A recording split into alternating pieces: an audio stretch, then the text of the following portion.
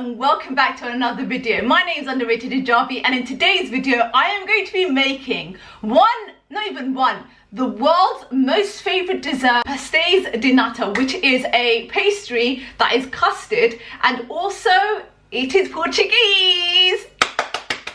I'm so excited to make this video because I really wanted to do a series where I try different country desserts around the world, and pastéis de nata is a Portuguese custard tart. In the UK we also have custard tart, but there are slight differences within the UK one and the Portuguese one. For example, the history behind pastéis de nata comes from the 1800s. It wasn't really something that someone actually went out to create. It was only created as a result of having extreme egg yolks left over. Back in the 1800s, monks used to use egg whites for clothing. They had a lot of egg yolks left over, so they decided to use that egg yolks to make, you know, cakes, pastries and whatnot. In the beginning they never sold pastéis de nata as like for profit. It was, you know, just giving it away. Then they started going through some financial difficulties and they started to sell this to people by 1830 something. But they actually went through a really tough time where they had to sell their recipe to I think a Brazilian person, but the recipe has always been kept a secret. So what we're going to do today is we are going to try to make that recipe, or a traditional version of that recipe.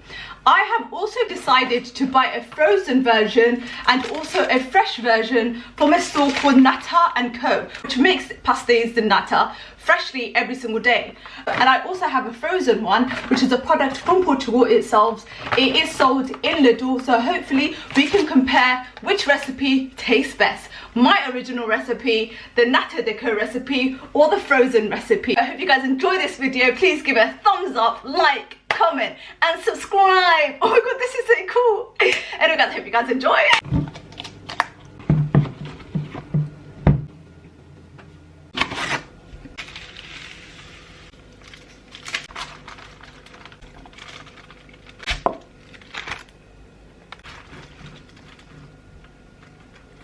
This is super soft. I'm gonna lift it, I'm gonna put it back in here. I feel like we added way too much. Move it down. So we're gonna try and roll it into a rectangle. That's a bit leaky. So it didn't become a rectangle, which is understandable because I'm making it. But what I did was I just like tried to keep it all within the same level. We're gonna let this sit for 15 minutes. A supposed rectangle, it's just got a few edges that aren't part of the rectangle, but that's okay. Now we're gonna make the flour. I've got extra plain flour. I'm going to start making the dough while the margarine sits and sets.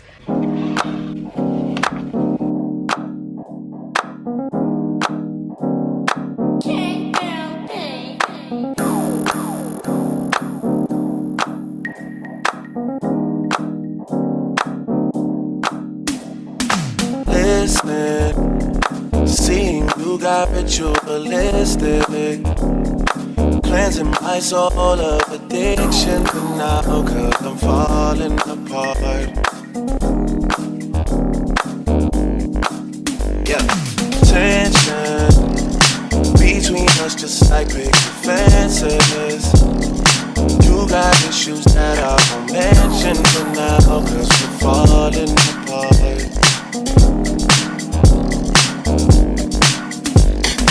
Passionate from miles away, passive with the things you say, passing up on my always. I can't blame you, no. Passionate from miles away, passive with the things you say, passing up on my always. I can't blame you, no.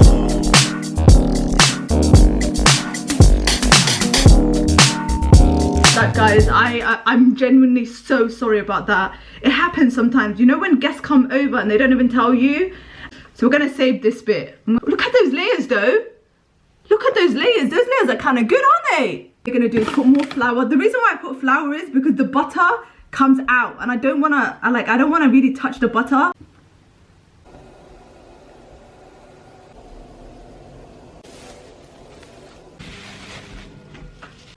1, 2, 3, 4, 5. So I couldn't find the bowls to put the pastries in, so I got this. This is like a thick, you know, muffin tray. I didn't get the cupcake one, so I got the muffin one because it's more bigger. So we're going to use this instead. I feel like this is a better idea, to be fair.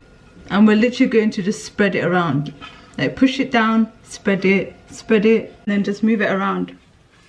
Just move it around using our fingers. Dip your hand in a bit of water. Go like that. Get this one, put it in. Spread it first. That one, mold. Ta-da! Guys, it looks like this, and now we're gonna pour the custard inside. In a pan, we are going to add water, lemon peels, sugar, and cinnamon sticks. I'm gonna let that boil. This has now boiled, guys. I'm going to remove the cinnamon and the lemons. We will let this rest. Same pan, we are going to add milk. We're going to slowly add the flour so there is no clumps. This is creamy. What we're going to do is we're going to pour the syrup in bits by bit and whisk. A little bit more.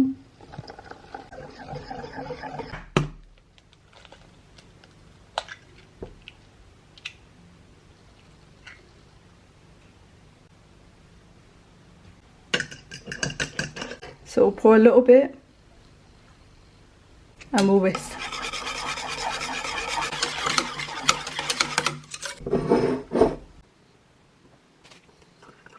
This is our custard. We're going to put this inside the fridge for a little while. We're just literally just pouring it just to the top.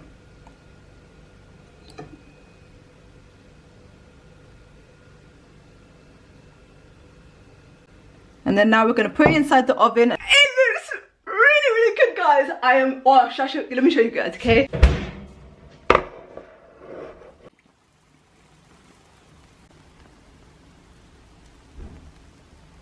So I quickly took this out of the freezer. We're going to see how long does it take to cook this. Bake at 200 for 10 minutes. So we're going to do this one. So these look like this, guys. They're frozen. You can just cook them for 10 minutes inside the oven.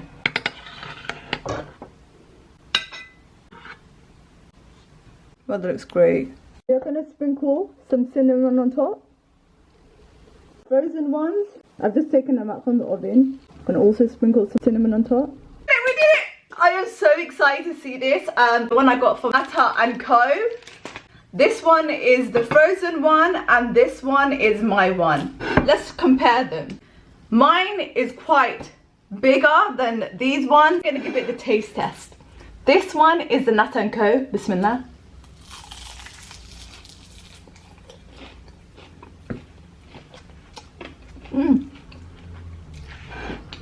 Very nice, very good, very flaky. It is good. Okay, let's try the frozen one.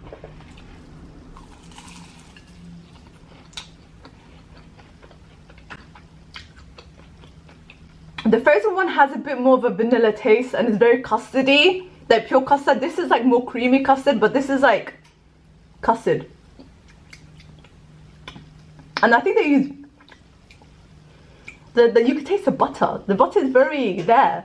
This one is my one.